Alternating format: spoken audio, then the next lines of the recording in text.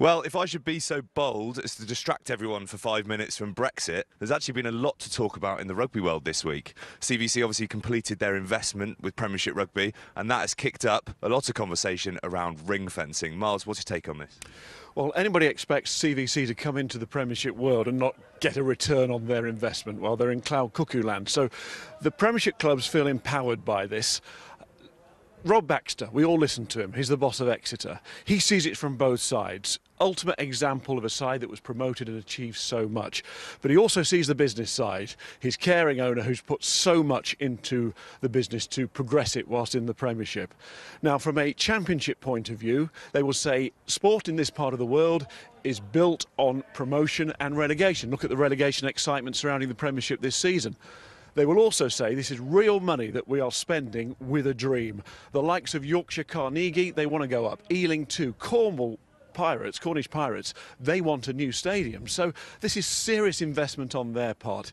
And you can see legal challenges around the corner. It's a tough one for me personally as a player, because I was actually at London Welsh. We got promoted to the Premiership for the first time. And although I played in higher leagues and, across different countries, that is still a highlight of my career. Getting promoted from one league into the other, all of a sudden you're realising the dreams of the players and the club. For me, promotion and relegation has got to stay. Is there a middle way? Can you close the gate for, say, 2 to 3 years and then allow a side, if they prove ambition, to go up? I don't know. I agree with your statement at the start. This feels a little bit divisive. It feels like Brexit. But it's not the biggest issue in the game at the moment, is it? Player welfare has really come to the fore this weekend, hasn't it? Yeah, I knew we'd talk about Brexit at some point. But yeah, the professional rugby players survey into injuries has come out this week, the data from it. And that's basically, they assess all of the injury results across the leagues, the professional leagues in England from all the clubs. And the results have been interesting. And of course, the talking point is, again, concussion. The results have shown that actually there's less incidences of concussion these days, but they're more severe. So what does that say? That says that maybe the rules that they brought in to tackle those concussions, the tackle height, are working. However, the collisions are getting heavier.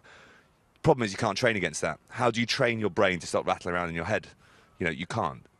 Boys are getting bigger, boys are getting heavier, collisions are getting harder. And unfortunately, we've seen that with Lee Halfpenny recently. A very real example, a true great British and Irish Lion, as I say, one of the modern greats, and here he is sitting out at the start of the Six Nations, 3 to 5 weeks, he's still out because of this concussion that he suffered in the autumn. There is the perfect example of how he's impacting at the very highest level of the game. Well, we wish him the best of luck. Thanks, Miles. Interesting as always. Yeah, thanks very much, Ed Miles. Hugely interesting. We're going to debate whether rugby is getting too dangerous towards the end of the programme. But for the moment, we're going to talk about ring fencing in the Premiership. Dylan, you played for London Irish, and I suppose in recent years that's the side that has yo-yoed between relegation and promotion. What do you think about ring fencing of the Premiership? Look, I don't really, obviously living in France, I've read a few things, just trying to understand how it works. I feel sorry, obviously, for the clubs in the Championship. Obviously, when you play, you want to play to win something. You want, and yes, you'll win a trophy, but you want to get promoted. You want to, give yourself an opportunity to get in the Premiership, one way or another. But then, obviously, from the other side, I understand, these big clubs, they put a lot of money and they want to, stay up in the Premiership.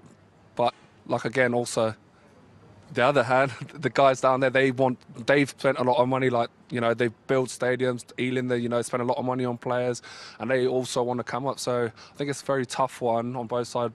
But for me personally, I don't think it should happen. Yeah, your brother Guy plays at Ealing, doesn't he?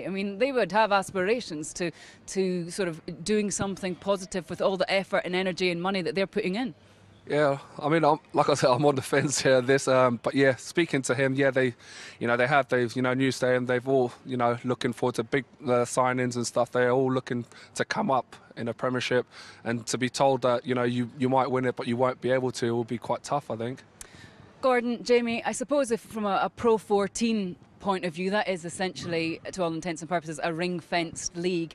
But it doesn't mean to say that it's not competitive, particularly if you look at sides like maybe Edinburgh and Benetton of late, who have really improved. Yeah, for me, look, I understand both sides of the coin. coming from an environment that is ring fence essentially.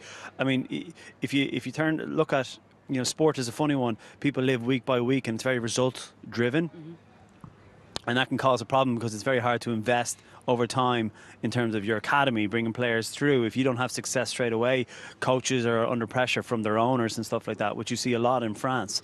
You know, ring fencing has its pluses. You know, it lets you plan as well in terms of the business, in terms of, you know, what, you know, teams are going to be there, how to market them, how to brand them, and all that sort of stuff as well. When teams are coming up and down, it's a little bit harder. But you know, but at saying that, you think of players who are down in the championship. You know, what do they have to play for? They can't get promoted, and then there forms a bottleneck in terms of players and clubs.